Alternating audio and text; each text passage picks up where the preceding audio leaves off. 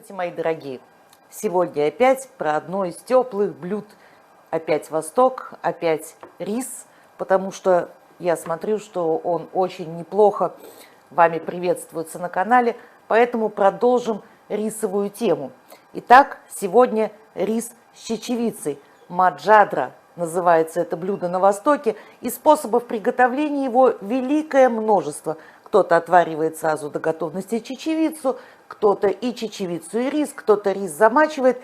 Я вам покажу сегодня свой способ и то, что я нашла в этой истории для себя. Итак, ингредиентов минимум. Рис, чечевица и репчатый лук. И смотрите, чечевица у меня зеленая.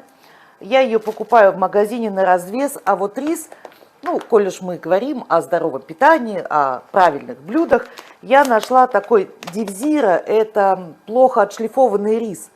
И тут зира внутри. Зира специя полезная, производитель позаботился.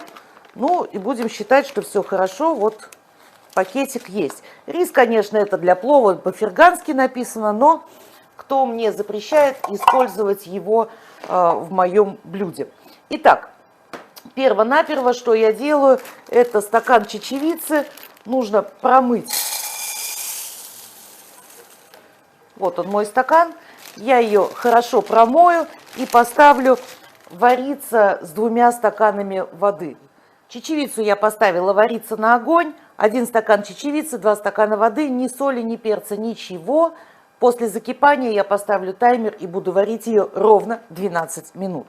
Рис. Стакан риса. Рис я, конечно же, тоже промою и оставлю стекать. И пока наши крупы себе благополучно варятся и стекают, мы с вами начнем готовить наше блюдо. Большая луковица, лук здесь лишним не будет совершенно. Я сразу ставлю кастрюлю разогреваться. Немного растительного масла. 2-3 столовые ложки. И нарезаю лук. Лук нарезаю такими не крупно, не мелко, кубиками. Как вы уже, наверное, догадались, буду обжаривать его сразу в кастрюле. Обжаривать буду до золотистого цвета.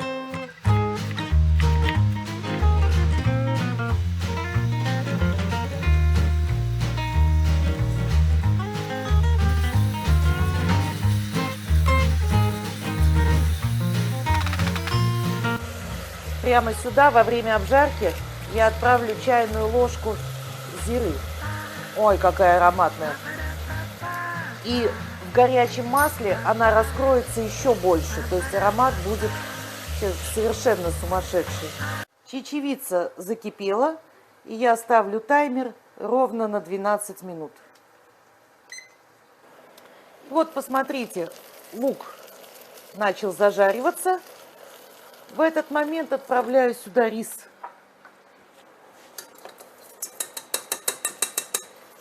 Видите, он не белый, но на самом деле ничего нет в этом страшного, потому что чечевица в любом случае окрасит наше блюдо.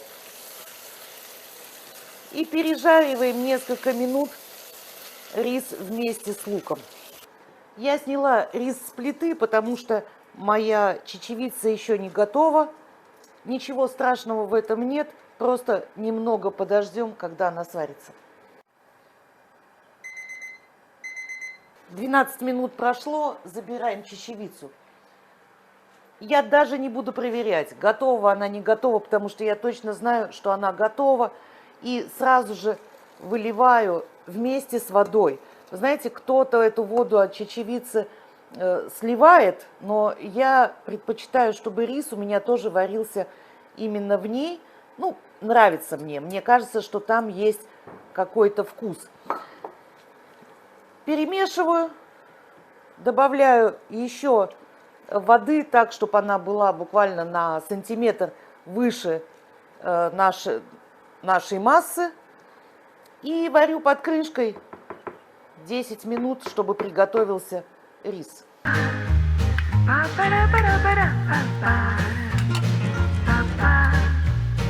Все, друзья мои, 10-15 минут, пока вода вся не испарится, потом еще минут 10 отдохнуть, дойти под крышкой, и наше блюдо будет готово. Что я забыла сделать, так это посолить. Но не беда, только что поставили. Ничего, кроме зиры и соли, я в этом блюде не использую. Примерно чайная ложка соли. Я люблю все солить крупной солью, ей очень сложно пересолить. Крышка. 10-15 минут, пока испарится вся вода, и еще минут 15 под крышкой, чтобы наше блюдо дошло до готовности, чтобы было нам с вами вкусно. Что могу вам сказать?